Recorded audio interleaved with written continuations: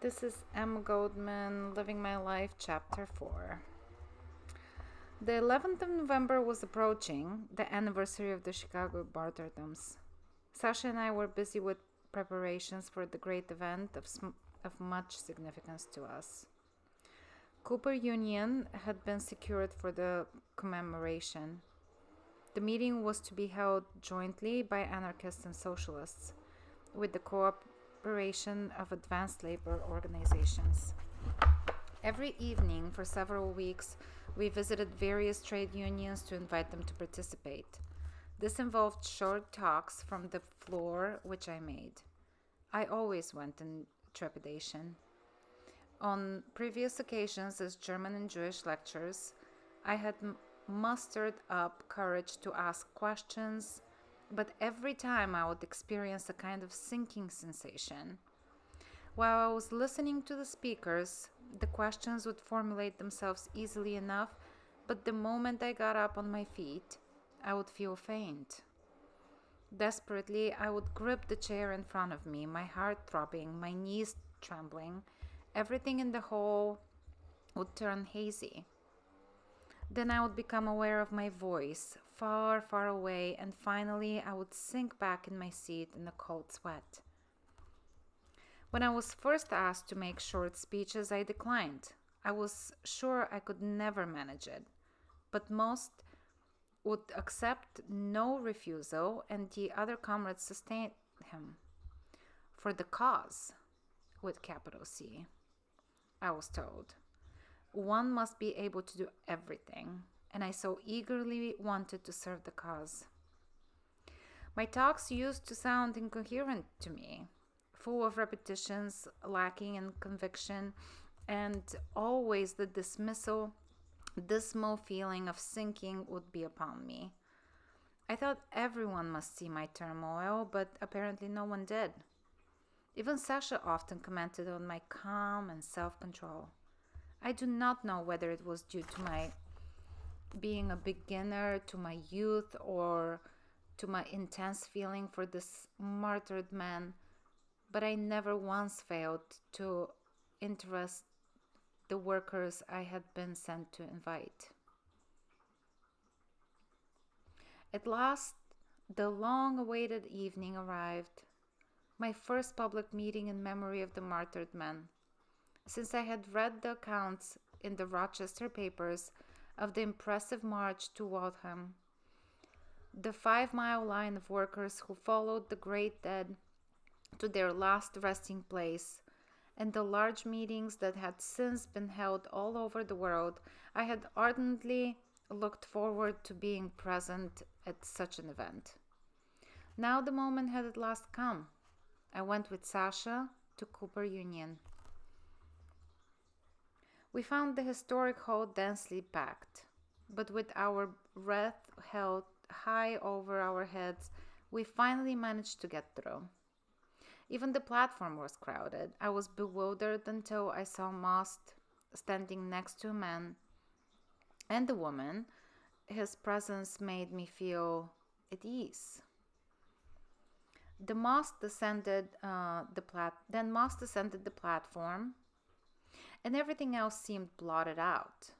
I was caught in the storm of his eloquence, tossed about, my very soul contracting and expanding in the rise and fall of his voice.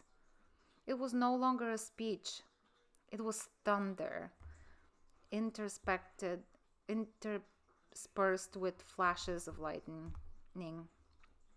It was a wild, passionate cry against the terrible thing that had happened in Chicago, a fierce call to battle against the enemy, a call to individual acts, to vengeance.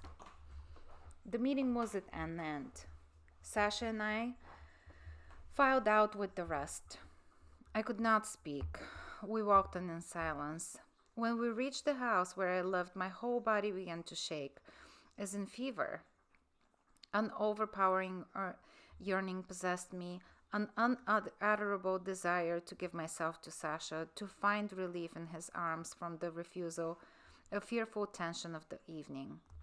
My narrow bed now held 2 human bodies closely pressed together, My room was no longer dark. A soft, soothing light seemed to come from somewhere. As in a dream, I heard sweet, endearing words breathed into my ear, like the soft, beautiful Russian lullabies of my childhood. I became drowsy, my thoughts in confusion. Johann Most, the force and wonder of his speech, his call to extermination. Could idealists be cruel? The enemies of life and joy and beauty are cruel. They're relentless. They have killed our great comrades. But must we, too, exterminate? I was roused from my drowsiness as if by an electric current. I felt a trembling, shy hand tenderly glide over me. Hungrily, I reached for it, for my lover. We were engulfed in a wild embrace. Again, I felt terrific pain, like the cut of a sharp knife, but it was numbed by my passion, breaking through all that had been suppressed, unconscious, and dormant. The morning still found me eagerly reaching out, hungrily seeking. My beloved lay at my side, asleep in blissful exhaustion. I sat up, my head resting on my hand. Long I watched the face of the boy who had so attracted and repelled me at the same time, who could be so hard and whose touch was yet so tender. Deep love for him welled up in my heart, a feeling of certainty that our lives were linked for all time. I pressed my lips to his thick hair, and then I too fell asleep. The people from whom I rented my room slept on the other side of the wall. Their nearness always disturbed me, and now, in Sasha's presence, it gave me a feeling of being seen. He also had no privacy where he lived. I suggested that we find a small apartment, and he consented joyfully. When we told Fedya of our plan, he asked to be taken in. The fourth of our little commune was Helen Minkin. The friction with her father had become more violent since I had moved out, and she could not endure it. She begged to come with us. We rented a 4-room flat on 42nd Street, and we all felt in a luxury to have our own place. From the very first, we agreed to share everything, to live like real comrades. Helen continued to work in the corset factory, and I divided my time between sewing silk waists and keeping house. Fedya devoted himself to painting. The expense of his oils, canvases, and brushes often consumed more than we could afford, but it never occurred to any one of us to complain. From time to time, he would sell a picture to some dealer for $15 or $25, whereupon he would bring an armful of flowers or some present for me. Sasha would upbraid him for it. The idea of spending money for such things when the movement needed it so badly was intolerable to him. His anger had no effect on Fedya. He would laugh it off, call him a fanatic, and say he had no sense of beauty. One morning, Fedya asked me to pose for him. I experienced no sense of shame as standing naked before him. He worked away for a time, and neither of us talked. Then he began to fidget about and finally said he would have to stop. He could not concentrate. The mood was gone. I went back behind the screen to dress. I had not quite finished when I heard violent weeping. I rushed forward and found Fedya stretched on the sofa, his head buried in the pillow, sobbing. As I bent over him, he sat up and broke loose in a torrent. Said he loved me, that he had from the very beginning, though he had tried to keep in the background for Sasha's sake. He had struggled fiercely against his feelings for me, but he knew now that it was of no use. He would have to move out. I sat by him, holding his head in mine and stroking his soft wavy hair. Fedya had always drawn me to him by his thoughtful attention, his sensitive response, and his love of beauty. Now I felt something stronger stirring within me. Could it be love for Fedya, I wondered? Could one love two persons at the same time? I loved Sasha. At that very moment, my resentment at his harshness gave way to yearning for my strong, artist lover. Yet I felt Sasha had left something untouched in me, something Fedya could perhaps awaken to life. Yes, it must be possible to love more than one. All I had felt for the boy artist must have really been love without my being aware of it till now, I decided. I asked Fedya what he thought of love for two or even for more persons at once. He looked up in surprise and said he did not know. He had never loved anyone before. His love for me had absorbed him to the exclusion of anyone else. He knew he could not care for another woman while he loved me, and he was certain that Sasha would never want to share me. His sense of possession was too strong. I resented the suggestion of sharing. I insisted that one can only respond to what the other is able to call out. I did not believe that Sasha was possessive. One who so fervently wanted freedom and preached it so wholeheartedly could never object to my giving myself to someone else. We agreed that whatever happened, there must be no deception. We must go to Sasha and tell him frankly how we felt. He would understand. That evening, Sasha returned straight from work. The four of us sat down, as usual, to our supper. We talked about various things. No reference was made to Sasha's long absence, and there was no chance to speak to him alone about the new light that had come into my life. We all went to Orchard Street to a lecture. After the meeting, Sasha went home with me, Fedya and Helen remaining behind. In our flat, he asked permission to come to my room. Then he began to talk, pouring out his whole soul. He said he loved me dearly, that he wanted me to have beautiful things, that he too loved beauty, but he loved the cause more than anything else in the world. For that, he would forgo even our love. Yes, and his very life. He told me about the famous Russian revolutionary catechism that demanded of the true revolutionist that he gave up home, parents, sweetheart, children, everything dear to one's being. He agreed with it absolutely, and he was determined to allow nothing to stand in the way. But I do love you, he repeated.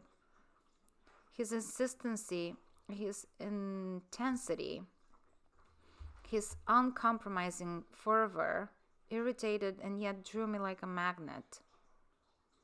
Whatever longing I had experienced with near Fedya was silent now. Sasha, my own wonderful, dedicated, obsessed Sasha, was calling. I felt entirely his. Later in the day, I had to meet Most. He had spoken to me about a short lecture tour he was planning for me, but though I did not take it seriously, he had asked me to come to see him about it. The Freiheit office was crowded. Most suggested a nearby saloon, which he knew to be quiet in the early afternoon. We went there. He began to explain his plans for my tour. I was to visit Rochester, Buffalo, and Cleveland. It threw me into a panic. It is impossible, I protested. I don't know a thing about lecturing. He waved my objections aside, declared that everybody felt that way in the beginning. He was determined to make a public speaker of me, and I would simply have to begin. He had already chosen the subject for me. He would help me prepare it. I want to speak on the futility of the struggle for the 8-hour workday, now again much discussed in labor ranks. He pointed out that 8-hour campaigns in 84, 85, and 86 had already taken a toll far beyond the value of the damned thing. Our comrades in Chicago lost their lives for it, and the workers still work long hours. But even if the 8-hour day were established, there would be no actual gain, he insisted.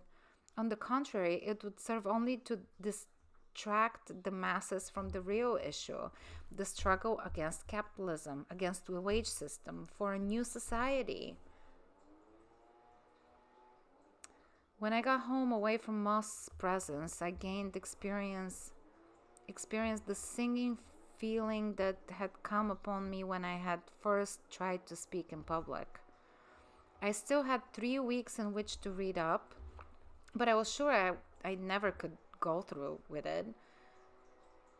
My 3 good friends insisted that I stop work to have more time for study. They would also relieve me of every domestic responsibility. I devoted myself to reading. Now and then Fedya would come with flowers. He knew that I had not yet spoken to Sasha. He never pressed me, but his flowers spoke more appealingly than anything he could have said. Sasha no longer scolded him for wasting money. I know you love flowers, he would say. They may inspire you in your new work. I read up a great deal of the 8-hour movement, went to every meeting where the matter was to be discussed, but the more I studied the subject, the more confused I became. The iron law of wages, supply and demand, poverty as the only leaven of revolt. I could not follow it all. It left me as cold as the mechanic theories I used to hear expounded in the Rochester Socialist Local. But when I read Most's notes, everything seemed clear. The day of my departure for Rochester arrived. I met Most for a last talk. I came in a depressed mood, but a glass of wine and Most's spirit soon lifted the weight. He talked long and ardently, made numerous suggestions, and said I must not take the audiences too seriously. Most of them were dullards anyway. He took me to the Grand Central in a cab. On the way, he moved close to me. He yearned to take me in his arms and asked if he might. I nodded, and he held me pressed to him. Conflicting thoughts and emotions possessed me. The speeches I was going to make, Sasha, Fedya, my passion for the one, my budding love for the other. But I yielded to Moss's trembling embrace, his kisses covering my mouth as of one famished with thirst. I let him drink. I could have denied him nothing. He loved me, he said. He had never known such longing for any woman before. Of late years, he had not even been attracted to anyone. A feeling of growing age was overcoming him, and he felt worn from the long struggle and the persecution he had endured. More depressing even was the consciousness that his best comrades misunderstood him. But my youth had made him young. My ardor had raised his spirits. My whole being had awakened him to a new meaning in life. I was his Blondkopf, meaning his blue eyes. He wanted me to be his own, his helpmate, his voice. At the station, my 3 friends were already waiting for me. Sasha held out an American Beauty rose to me as a token of my love, Dushenka, and as a harbinger of luck on your first public quest. The train sped up towards Rochester. Only 6 months had passed since I had cut loose from my meaningless past. I had lived years in that time.